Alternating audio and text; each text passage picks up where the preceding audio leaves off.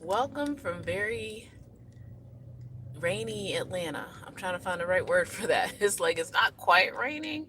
It is not quite, I don't know, overcast. It's just mist. There's fog. So let me adjust a little bit here. All right. So I am currently leaving the apartment me and my brother share to go back to my house to get some stuff and things. So I wanted to call this work towards healing and not cures because I thought about it.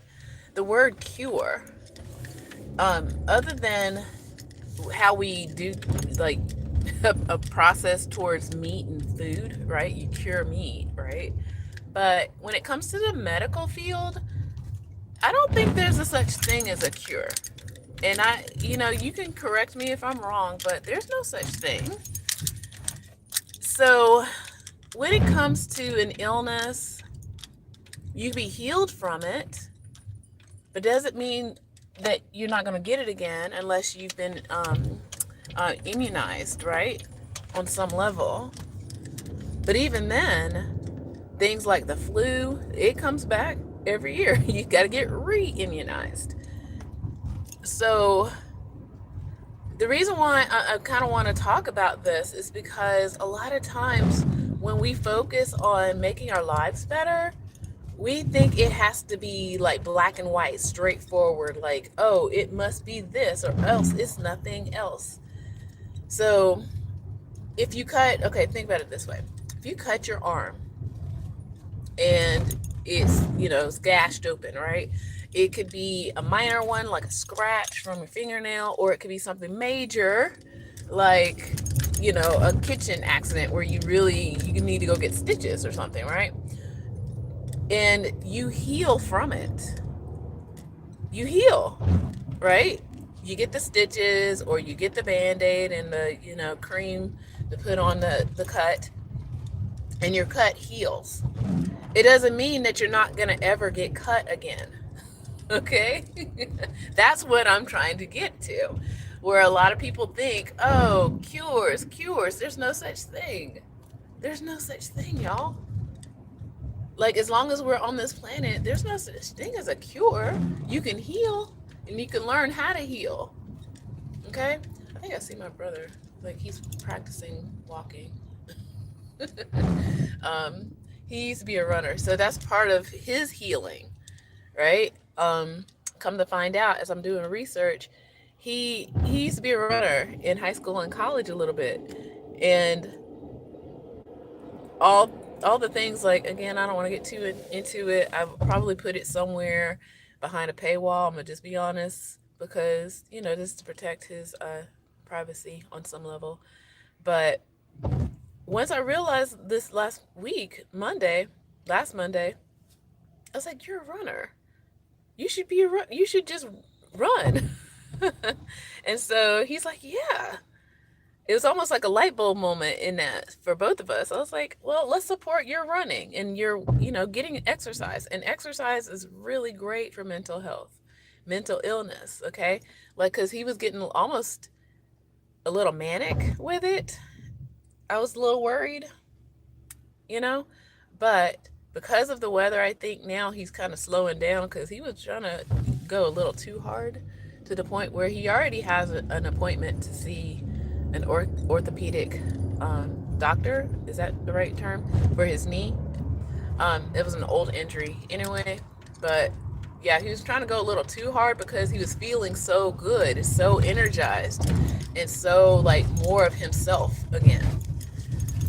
And we practice moderation, right? We want to do things moderately, but I know him, and I know my dad. My dad's like that too. So healing, knowing how to heal yourself, not cure, because there's no such thing. Like, okay, think about all the diseases that ever was. Like, they say smallpox is coming back. They say a lot of things are coming back because it was no cure. It comes back. You just need to know how to heal yourself. A lot of things I've discovered in the last week, of all things, have been really eye opening and life giving to both of us. So, yeah, so he's getting back into his fitness routine. I'm trying to get him to be like, okay, you got to have like rest days too. And you can't just run 5 and 10 miles every day, like every day. Even though he can do it, it doesn't mean he should do it right now. Um, but yeah, heal, not cure. Sorry, as I'm flying through here. Um, but yeah, when it comes to general wellness, this is where it's been eye opening for me as well, because a lot of the things that I'm working on with him, I've already been doing for my own self. And so I didn't see much of a change or a difference. But with him, I'm seeing like night and day difference. And I want to document more of it.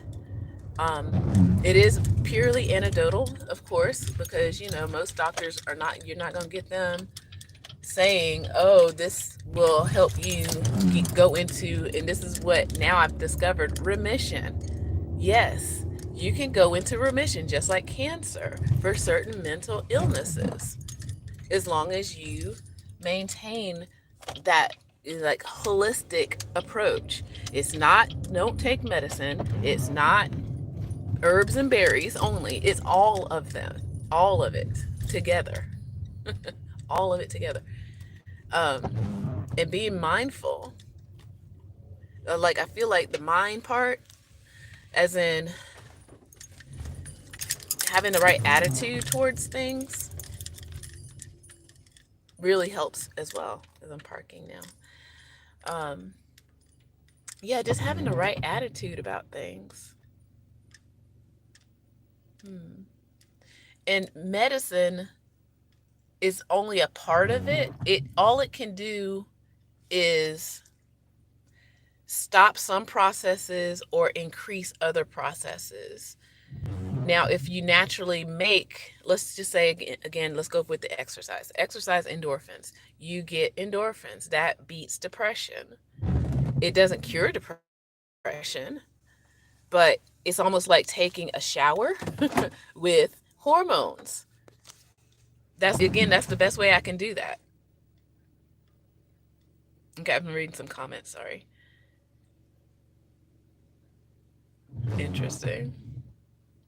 So yeah, so think of the things that we do, wellness, biohacking. I'm into biohacking. Like taking a shower, like I'm about to do now. Like taking a shower, you have to do it every day. It's not a one and done. You got to keep doing it. Just like you eat every day, right? And I tell people you defecate every day, you know? So it's like you've got to take care of the whole thing. It's got to be a system. Just like you take in breath, just like your heart beats. Some of those are natural, but then some of those have to be intentional. When you work to build a better life for yourself, a better outlook, a better body, physically, spiritually, emotionally, all of it works together. Okay? So I might come on after I come out of my house. Like I said, I'm over here to take a shower. Me and my brother are gonna go watch a movie. That's again part of wellness. Like uh funny movies. Like I'm trying to focus him in on more funny movies rather than other kinds of movies. He's very tender right now when it comes to uh certain stimulus. So yeah, that's where we are, you know? And you definitely want to eat well. I've already gotten him on that. Got him away from a lot of the processed foods. Like he'll still um, probably he'll go and get like a bag of chips or something. But I've got him cooking. Like this morning, he cooked his own breakfast. He had shrimp and grits. He made it, because he used to be a cook. So he made his own breakfast this morning, and I made him his tea because I also discovered that turmeric is very beneficial in inflammation. And a lot of, this is a fun fact that you can take with you, a lot of mental illnesses is due to inflammation in the brain. Okay. So if you can cool that down, the inflammation that is, then you're on your way to some wellness. I'm not saying a cure. You're on your way to healing and on to some wellness, um, and maybe repairing. That's another word, repair. Just like your skin heals, you can repair. Like, of course, we have modern technology like skin grafting. Like if you've injured yourself further than just a kitchen cut accident, you need a skin graft. That's something a little more intense, right?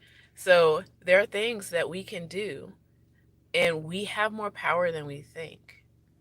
And as I continue to help and work with my brother, get to remission, which, like I said, in the last couple of days, I was like, "What? You mean there's remission here?" Nobody's ever told him a lot of this stuff, and I'm still new to it too. A lot of people need to know there is a way, but you've got to have good, healthy habits, mindful habits, how you treat your body, how you treat others, you know?